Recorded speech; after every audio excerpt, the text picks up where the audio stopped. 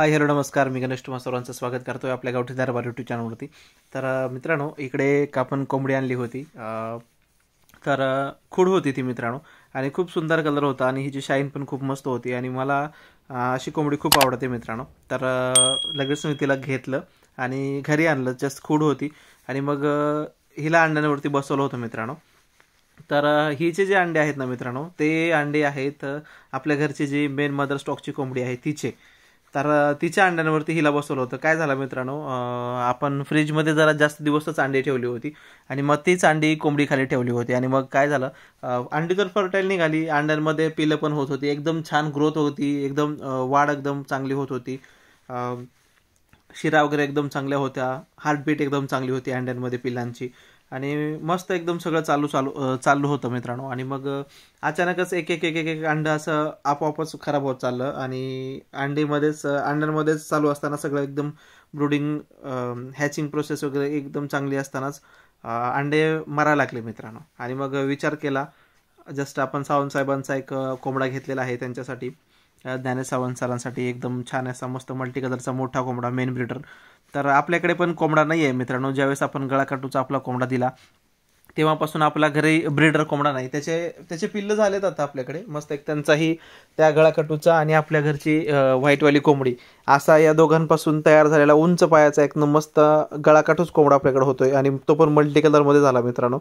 तर त्याला आणखीन थोडासा वेळ आहे, तर त्याला आपण मेन ब्रीडर म्हणून ठेवणार आहोत. मग म्हणलं की चला आता त्या कोंबडीला उठवूया आणि सावंत साहेबाचा कोंबडा, ह्या दोघांची मस्तपैकी पेअर चालू करूया, लावूया आणि मग त्यांच्यापासून येणारे जे अंडे असतात ते तर छान एकदम टॉप क्वालिटीचे असतील असं विचार केला. आणि मग तिला उठवलं आणि हिला बसवलं मित्रांनो अंड्यांवरती. तर ही लगेचच बसली आणि हिने अंडी पण ॲक्सेप्ट केली मित्रांनो. मग हिने हॅचिंग चालू केली. तर आता बघूया, छानपैकी हॅचिंग करता आणि एक अंडं त्यामध्ये क्रॅक झालेलं आहे मित्रांनो आणि ते पण छान बऱ्यापैकी फुटलेलं आहे. पण या अंड्याला मी काही मदत करणार नाही. एक अंडं फुटलेलं आहे, तर या अंड्याला मी काही मदत करणार नाही, ते स्वतःच येईल बाहेर मित्रांनो.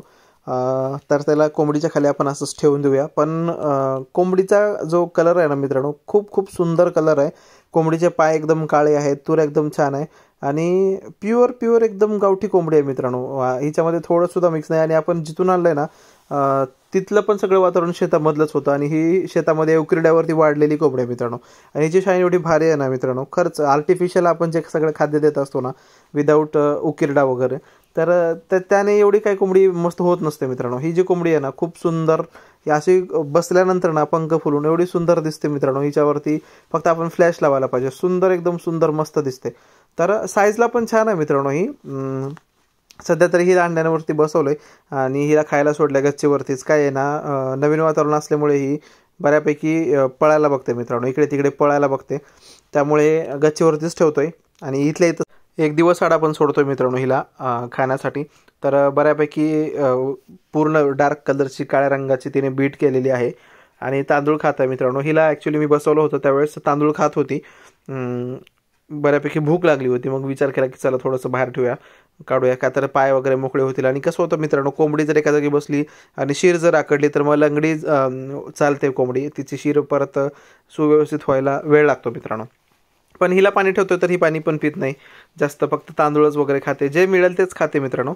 बिचारी छान आहे आणि एकदमच असा आवाज वगैरे करते मित्रांनो, कॉकॉक कॉकॉक असा जोरजोरात आवाज करते. नवीन वातावरणामध्ये आता मॅच होत आहे ही, आणि बघूया पुढे पिलं पण किती काढते, काय होतं हे पण मी तुम्हाला पुढे दाखवेनच.